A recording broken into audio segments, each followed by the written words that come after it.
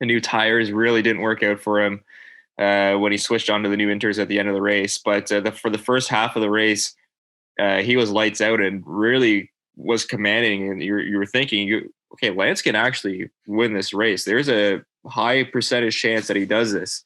And just unfortunately didn't work out for him. Yeah, I thought when it got to sort of lap 20 and he was still in the lead, and I think after Verstappen spun trying to get by Perez, I was like, let's just end the race now. Yeah.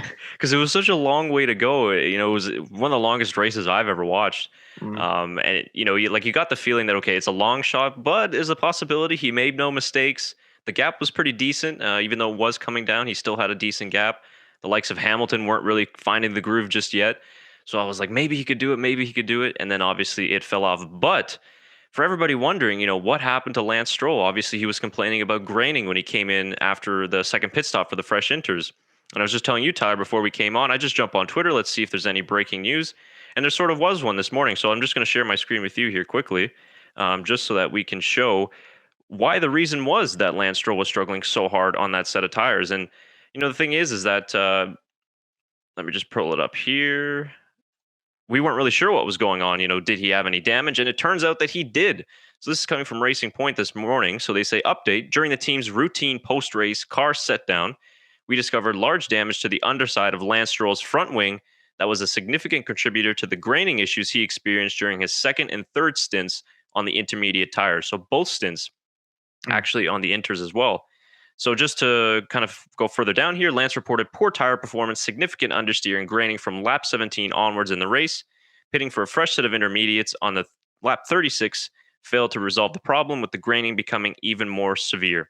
And then they go on to describe what the issue was exactly. One of the strakes on the underside of the front wing had come loose and lodged itself in such a way that the blockage caused a significant loss of front downforce. The resultant loss of front downforce contributed to increased levels of graining.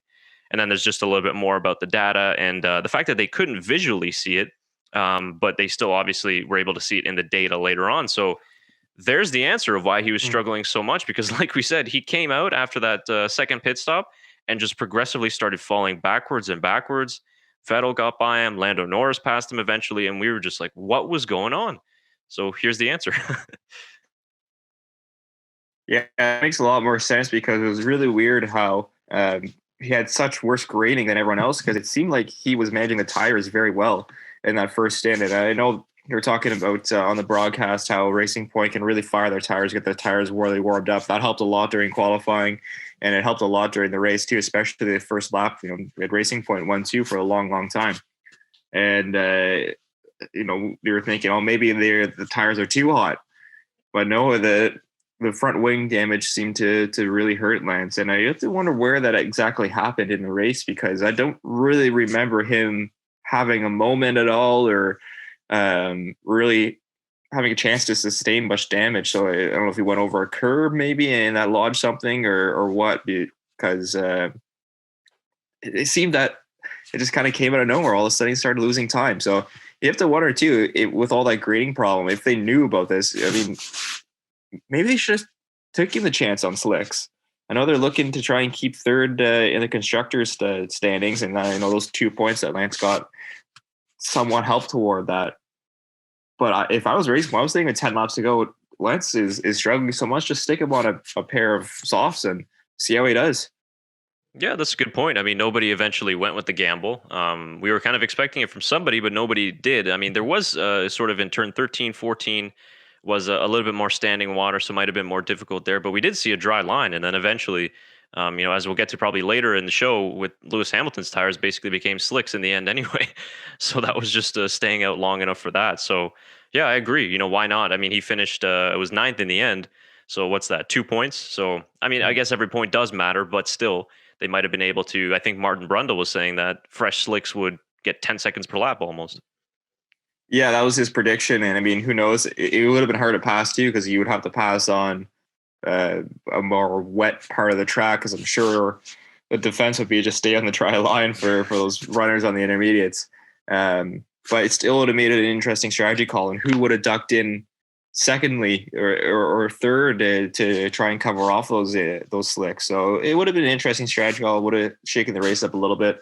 But in the end, no one decided to take the risk, which was interesting. Yeah, but I mean, regardless, again, I still think that it was a superb weekend for Lance Stroll and a good weekend too for him to get past all this bad luck. And again, when you look at it, I think the last 5 races or so were a little bit overblown in terms of the criticism on Stroll. When you look at obviously the crash in Mugello, it wasn't his fault. There was a car failure in Russia, wasn't able to get out in Q3 because of the technical problem. Then got hit by Charles Leclerc, which ended his race. Okay, and then obviously he missed the Nürburgring, and then had 2 bad races in Imola and Portimao. So a little bit overblown, I think, when it was looking at like, oh, this is such a poor run of form. It's like, well, 2 of those races were his fault. The rest were just something that he couldn't control. So I think that this was a really positive weekend for him and interesting to see what he'll be able to do for the rest of the year.